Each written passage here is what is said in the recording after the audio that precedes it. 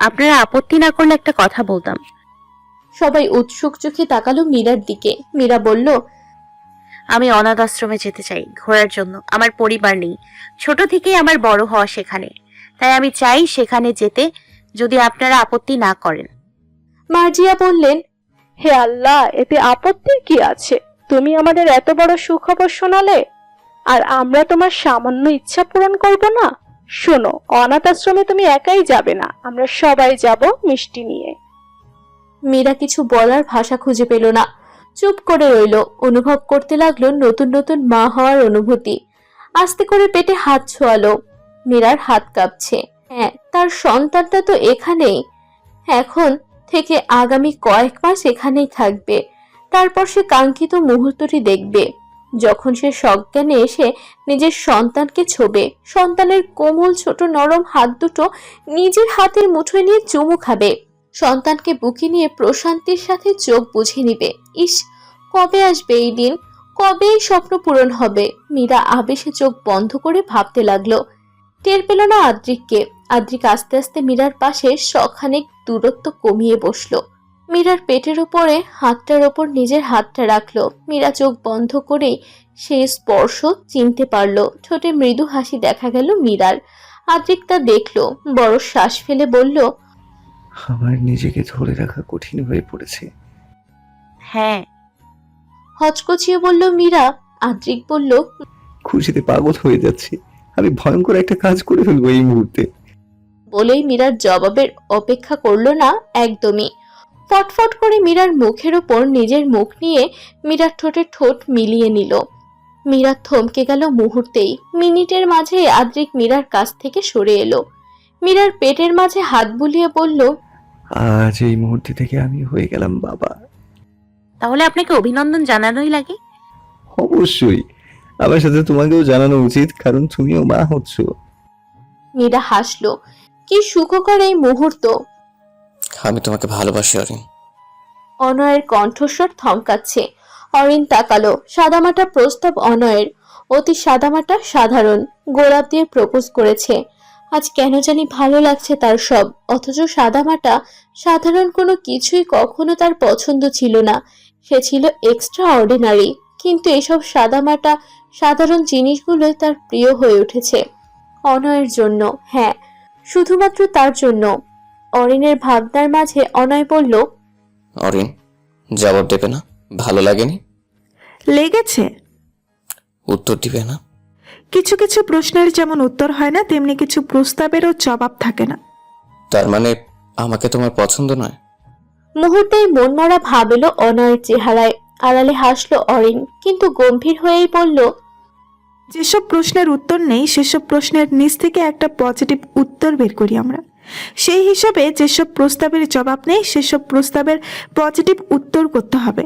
উত্তর খোঁজার জন্য ব্রেন লাগবে। অনয় চমকালো, চমৎকার হাসলো উত্তর পেয়ে যাওয়ার আশায়। ফট করে উঠে অরিনকে এক হাতে জড়িয়ে ধরলো। অরিন চমকালো পরক্ষণেই, পরম আবেশে মুখ লুকালো অনয়ের বুকে। যে বক্ষে তার শান্তি। আজমিরা শিশু নিবাস, ছোট এই অনাথ আশ্রমে খোদাই করে লেখা নামটি। সাহিল চশমা ঠিক করলেন। চোখ ভিজে এলো আজমিরা নামটা দেখে। সবাই ভেতরে গেল অনাথ আশ্রমের। মীরাকে দেখেই ছোট ছোট সবাই চলে এলো।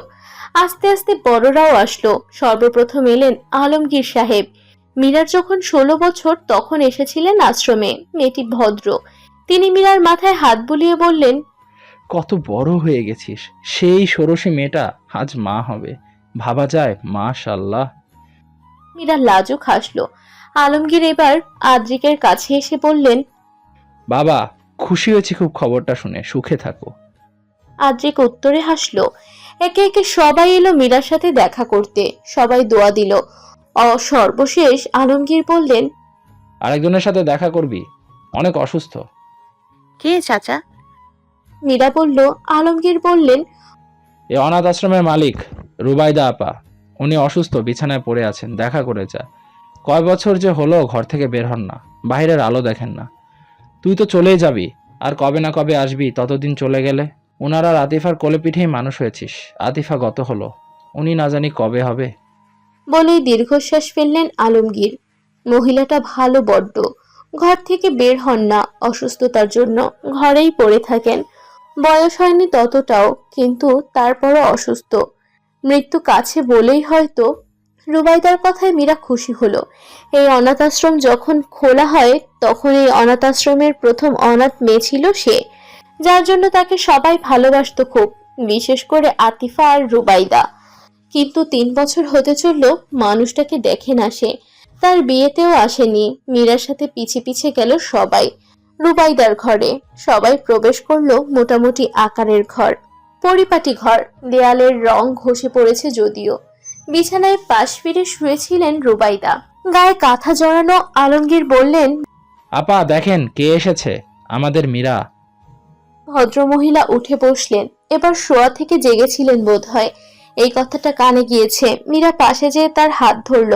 তিনি মীরার স্পর্শে মীরার হাত আরো শক্ত করে ধরলেন, বললেন, মীরা সোনা মা, এসেছিস তুই? এতদিন পরে এই মায়ের কথা মনে পড়লো? চাপা স্বরে কেঁদে উঠল মীরা। পাশ ফিরে মীরার দিকে তাকালেন। মীরার দিকে তাকিয়ে দাঁড়িয়ে থাকা সবার দিকে তাকালেন। তখনই চোখ আটকে গেল একজনের দিকে।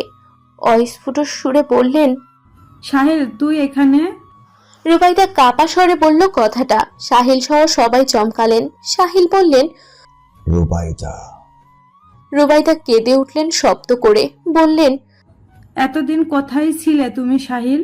20টা বছর ধরে আমি তোমার অপেক্ষায়, তোমাকে কিছু বলার অপেক্ষায়, কিছু সত্য জানানোর অপেক্ষায় ছিলাম। রুবাইদার কথায় সকলে চমকালো বিস্ময়ে। সকলের চোয়াল হা হয়ে গেল। শান্ত রইল শুধু সাহিল আর মর্তুজা বেগম। লজ্জায় তিনি মাথা নিচু করে আছেন। রুবাইদার নজর তখনও কারো দিকে নেই। তিনি বললেন, তুমি যেদিন বিদেশ চলে গেলে সেদিন রাতেই মীরা প্রসব বেদনায় কাতরাতে থাকে। আমি কি করব ভেবে পাই না। মেয়েটা তখনও তোমার নামই নিচ্ছিল, এবং মেয়েটা যখন মরবে সেই মুহূর্তেও সে তোমার নাম নিয়েছে। সাহিল অবাক হয়ে তাকালেন। আজমিরার সাথে কঠিন প্রেম সাহিলের, নিজেকে প্রতিষ্ঠিত করার জন্য খেটেছে। এর মাঝে মার্জিয়াকে বিয়ে করে বাড়ি আনে আদিল। বিয়ের 1.5 বছরে জন্ম হয় আদ্রিকের। সেই থেকে মর্তুজা বলল, মেজফলার বিয়া দিয়া দাদি হইলাম, কিন্তু তুই এখনো বিয়া করলি না। সাহিল প্রতিবারই এড়িয়ে যেত, কিন্তু একদিন শক্ত হাতে ধরলেন মর্তুজা। যতক্ষণ না বিয়ে দিবেন তার শান্তি নেই। উঠে পড়ে লেগেছেন। সাহিল ছোটবেলা থেকেই শান্ত থাকায় তার কোনো কথাই কোনো জবাব দেয়নি বয়স্ক মানুষ। 1-2 দিন এ নিয়ে কথা বলে ভুলে যাবেন, কিন্তু মর্তুজা বেগম লেগে পড়লেন পাত্রী খোঁজার জন্য। পেয়েও গেলেন। সম্পর্কে সাহিলের খালাতো বোন, ইতি নাম। মেয়েটা সুন্দর, সাহিলের সাথে মানাবে ভেবে সাহিলকে না জানিয়েই বিয়ে পাকা করে ফেললেন মর্তুজা। বিয়ের 1 সপ্তাহ আগে সাহিলকে তা জানালে সাহিল সরাসরি মানা করে দেয়। মর্তুজা বেগম নাছর বান্দা, তিনি বিয়ে দিয়েই ছাড়বেন। তখন সাহিল বলে, আমি এক মেয়েকে ভালোবাসি, বিয়ে করলে তাকেই করব। তুই যে আজমিরাকে ভালোবাসিস খুব ভালো কইরেই জানি। মাইয়াটা এতিম, ধন সম্পত্তি কিচ্ছু নাই, না আছে মা বাপ। এমন মেয়েরে আমি ফোলার বউ করবই না। কার না কার পাপের ফসল আমি কেন কাঁধে নিব? মা, সাহিলকে পাত্তা দিলেন না মর্তুজা বেগম। বড় ছেলের বিয়ে দিয়েই ক্ষান্ত হবেন।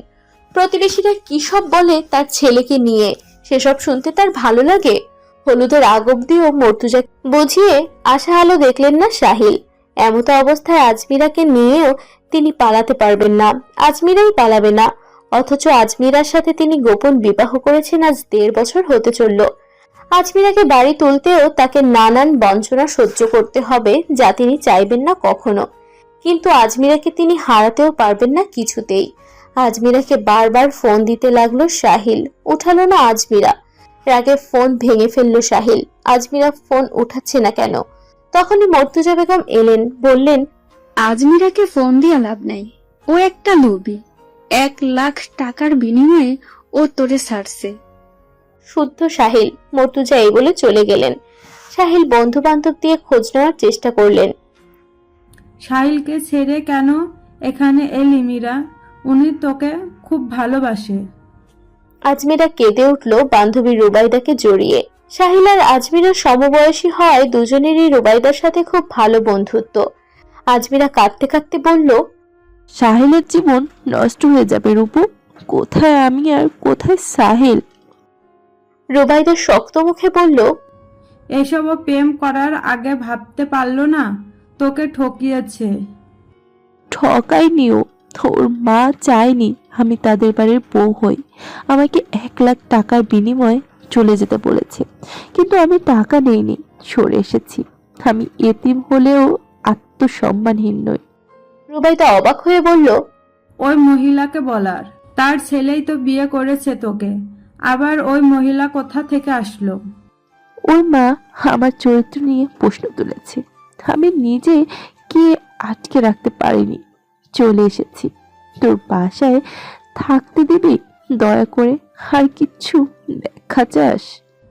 দিব। সাহিল তোকে ফোন দেয়নি? দিয়েছে, ব্লক দিয়ে দিয়েছে। তোরা বিবাহিত আজমিরা? ও আমাকে ছাড়াই সুখে থাকবে রূপু। আজমিরা কিভাবে চলবি একা তুই? আজমিরার চোখের কর্নিশে জল এসে জমা হলো। অস্পষ্ট সুরে বলল, আমি প্রেগনেন্ট রূপু, আমার পেটে সাহেলের সন্তান। আমি তাকে জানাতে পারিনি এই কথা। রুবাইদা চমকালো, সাথে সাথে ফোন হাতে নিল। ততক্ষণে বুঝি দেরি হয়ে গেল। সাহিল বিদেশ চলে গিয়েছে বিয়ের আগেই। চিঠি পেয়ে মর্তুজা একটা সেখানে লেখা, আমার মন নিয়ে ভাবনি, আমার ইচ্ছা নিয়ে ভাবনি, আমার ভালোবাসা নিয়ে ভাবনি, তাই আমিও ভাবিনি তোমার সম্মান নিয়ে। আজমিরা গর্ভবতী হওয়ার পর আমি সব সময় চেষ্টা করতাম যোগাযোগ করার সাহিলের সাথে, কিন্তু ভাগ্য খারাপ, পারিনি। এমন হতে হতে সেই কাঙ্গালি মুহূর্তটা চলে এলো। আজমিরা প্রসব যন্ত্রণার যখন কাতরাচ্ছিল, তখন আমি চেষ্টা করছি, যোগাযোগ পারিনি। আজমিরাকে হসপিটালে নিলাম। শেষবারও আমাকে বলেছিল, আমার বাচ্চাটাকে দেখে রাখিস রূপু, আমি মরে গেলে আর আমার সাহিলের খোঁজ পেলে বলিস, আমি তাকে বড্ড ভালোবাসি, মৃত্যুর পরেও বেঁচে যাব। বলেই থামলো রুবাইদা। সবাই অবাক চোখে তাকিয়ে আছে। রুবাইদা সাহিলের দিকে তাকিয়ে আবার বলল, এটাই ছিল শেষবার কথা। বাচ্চা হলো, কোলে নিলাম, দেখা হলো না আজমিরার সাথে। ঘোষণা হলো সে মৃত্যুবরণ করেছে। কথাটা শুনে আমি থমকেছিলাম।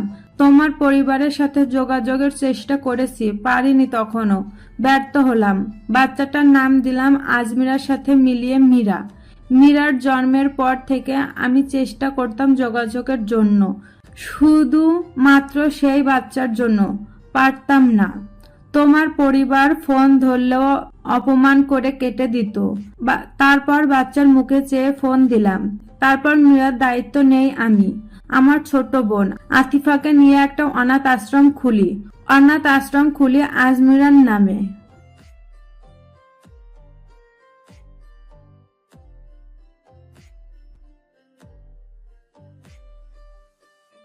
এই জন্য দেশে আসার পর থেকে সাহিল আব্বু আজমিরা নামের এক মহিলার তল্লাশি করছিলেন। আমাকেও বলেছিলেন, সেজন্যই রাতের বেলা আমি তার ঘরে গিয়েছিলাম জানাতে যে এই নামের মহিলা গত হয়েছেন 20 বছর আগে। সাহিল ভাঙা কণ্ঠে বললেন, আমার মেয়ে মীরা।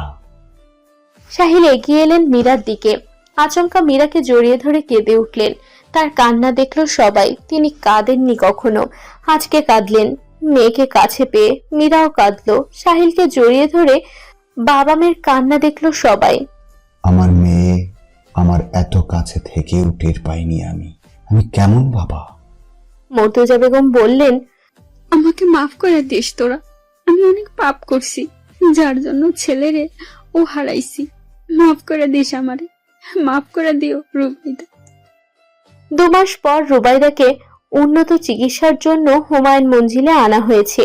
মীরার গর্ভাবস্থার এখন 4 মাস। পেট খানিকটা ফুলেছে। বাড়ির সবার সাথেই সম্পর্ক খুব ভালো তার। বাড়ির বড় মেয়ে বলে কথা। রাতে বারান্দায় দাঁড়িয়েছিলেন মীরা। আদ্রিক পাশে এসে দাঁড়ালো তার। সযত্নে স্ত্রীকে এক হাতে জড়িয়ে ধরলো। মীরা একগাল আলতো হাসলো আনমনে। আদ্রিক বলল, সম্পর্কে তুমি আমার বোন হও, আবার বউ। আপনার বাচ্চা আপনাকে বাবা নাকি মামা ডাকবে? আদ্রিক গরম চোখে তাকালেই মীরা হেসে ওঠে। এরপর মীরা ফিসফিসিয়ে বলে, একটা কথা জানেন? কি? আদ্রিকা আপু আর আমার মাঝে কোনো সম্পর্কই ছিল না। আপু আমাকে শুধুই সাহায্য করেছে। জানি আমি, এমনকি বাড়ির সবাইও। কিভাবে? আত্রিকাই বলেছে। ও, তোমার প্রাক্তনে আবারও ডিভোর্স হয়েছে জানো? ইয়ামিনের প্রসঙ্গ উঠতেই চমকালো মীরা। জবাব দিল না দেখে আদ্রিক নিজেই বলল, শুনলাম ইয়ামিন সাহেবের স্ত্রী তার মাকে অনেক খাটাতেন, আবার অনেক টাকাও খরচ করতেন। এই জন্য মূলত ডিভোর্স হয়েছে। ইয়ামিন সাহেব আর তার মা এখন অনেক আফসোস করে তোমাকে হারিয়ে। ও, প্রতারণার ফল সবসময় প্রতারণাই থাকে। আদ্রিক ঝট করে হাঁটু কেড়ে বসে পড়ল বারান্দায়। মীরার পেটে দীর্ঘ চুমু এঁকে বলল, শ্শ্, অতীত নিয়ে কোনো কথা বলো না। এখন যাই হবে সব সুখকর হবে। কোনো দুঃখ আমাদের স্পর্শ করতে পারবে না, কারণ আমাদের সন্তান আসছে সুখ নিয়ে।